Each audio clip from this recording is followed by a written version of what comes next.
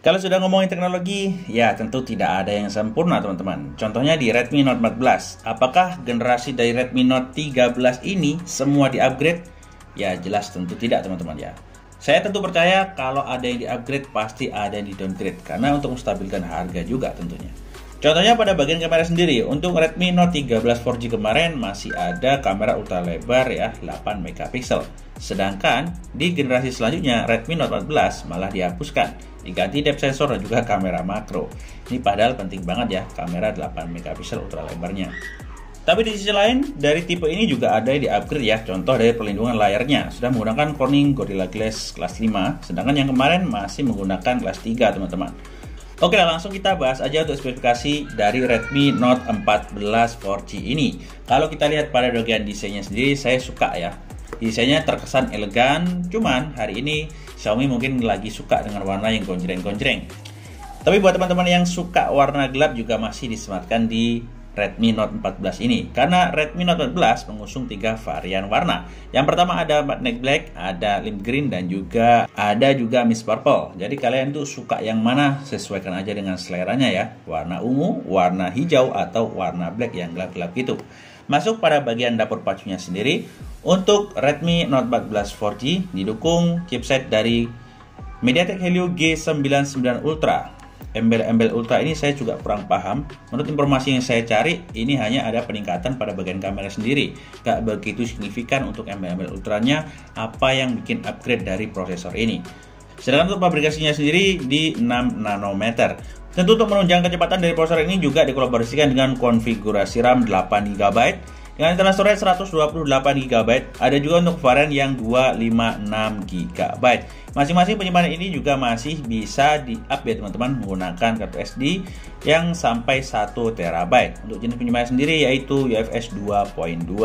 Untuk kapasitas penyimpanan dan RAM yang tersedia tentu lebih kecil teman-teman ya untuk yang kalian dapatkan di handphone, karena memang sudah termakan atau terpotong oleh operasi sistem dan juga perangkat lunak bawaan dari Redmi Note 14. Tentu masih bisa dikurangi sedikit-sedikit teman-teman ya, dengan cara menghapus beberapa aplikasi yang tidak kalian inginkan dari bawaan handphone tersebut ketika nanti di setup. Masuk pada bagian dimensinya sendiri, handphone ini masih terbilang masuk akal karena tebalnya masih di angka 8,16 mm dan beratnya di angka 196,5 gram. HP ini masih masuk akal ya untuk berat dan tebalnya, karena ada yang lebih tebal dan ada yang lebih berat. Ya meski generasi sebelumnya lebih ringan di angka 180-an gram gitu teman-teman. Tapi menurut saya untuk 2025 ini berat dan tebalnya masih masuk akal dan masih bisa dinikmati dan digenggam tuh masih nyaman-nyaman aja teman-teman. Masuk pada bagian layar sendiri, untuk Redmi Note 14 ini didukung layar AMOLED berukuran 6,67 inci dengan resolusi Full HD Plus, juga didukung dengan refresh rate hingga 120 Hz. Untuk kencangkan maksimalnya, HP1 ini mentok di 1800 nit.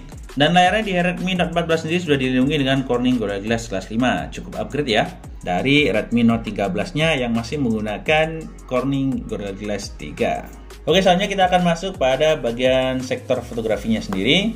Untuk kamera utamanya masih sama dengan generasi sebelumnya, yaitu di 108 megapiksel. Dan didukung juga dengan 2 megapiksel dan kamera depth sensor, dan ada 2 megapiksel sebagai kamera makro. Untuk perekaman video sendiri, untuk kamera belakang sendiri bisa di 1080 60 fps, dan resolusi 1080 30 fps dan 720 di 30 fps. Sedangkan di kamera depannya ini ada sedikit upgrade ya, dari 16 megapiksel Redmi Note 13 4G. Di Redmi Note 14 sendiri sudah didukung dengan kamera selfie beresolusi 20 megapiksel dengan aperture 2.2. Untuk perekaman video sendiri di 1080 30 fps dan 720 30 fps. Kalau untuk masalah hasil HP harga 2 jutaan ya sudah worth it banget ya untuk kita nikmati, baik dari perekaman video ataupun dari jepretan-jepretan yang dihasilkan baik di siang hari ataupun di malam hari. Bisa banget kalau cuma buat abadikan momen bareng teman-teman kalian. Ngomongin untuk ketahanan baterai sendiri, untuk handphone satu ini dibekali kapasitas baterai sebesar 5500 mAh dengan pengisian cepat yaitu 33 watt fast charging. Di sektor keamanannya, HP ini juga sudah didukung dengan sensor sidik jari pada bagian layar dan ada juga untuk buka kunci menggunakan wajah.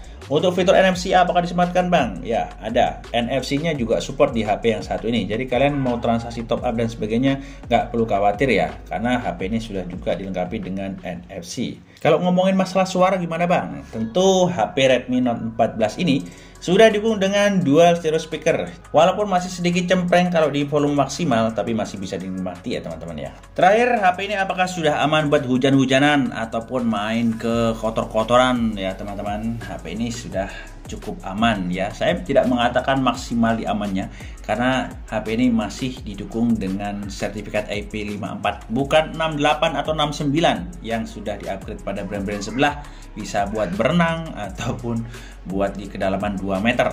Tapi di Redmi Note 14 ini masih aman saja di bagian percikan air dan juga debu ya. Jadi jangan diartikan HP ini sudah bisa berenang, belum teman-teman ya. Percikan air dan juga debu aja. Tapi di segala sisi tentu sudah aman lah ya dari debu. Kalau dari air mungkin lebih berhati-hati aja. Kalau cuma kena hujan-hujan tipis-tipis di jalan sih masih aman menurut saya. Kalau untuk IP54 sendiri. Sensor-sensor yang diusung juga sudah cukup lengkap ya. Ada sensor jarak, sensor cahaya sekitar, akselerometer, kompas elektrik, ear blaster, dan juga ada giroskop. Kalau masalah sistem operasi sendiri masih bisa dapetin update ya teman-teman ya. Nanti beberapa bulan kalian tunggu aja, pasti ada updatean terbaru. Mungkin penambahan fitur-fitur ataupun upgrade dari kecepatan handphone sendiri. Kita juga tidak tahu apa yang akan dimaksimalkan lagi dari OS selanjutnya dari Redmi Note 14 sendiri. Oke teman-teman, mungkin segitu aja untuk review spesifikasi dan sedikit perbandingan upgrade downgrade-nya dari Redmi Note 13 4G ke Redmi Note 14. Mungkin bisa jadi referensi kalian untuk mencari handphone ini, mau beli Redmi Note 13 atau Note 14. Lagi-lagi disesuaikan dengan kebutuhan saja. Kalau saya sendiri lebih memilih di Redmi Note 14 karena beberapa juga sudah ada updatean, dan tentu untuk spesifikasi ini juga sudah masuk di 2025 ya teman-teman ya. Kalau buat gaming-gaming ringan sudah worth it, untuk pekerjaan juga tentu sudah aman ya. Kalau untuk perekaman video dan foto ya masih masuk akal lah. Ada perekaman di resolusi 60 fps-nya, membuat kamera cukup stabil untuk videonya. Semoga video ini bermanfaat. Sampai jumpa di video ini. Saya Fatul di sini. Wassalamualaikum warahmatullahi wabarakatuh.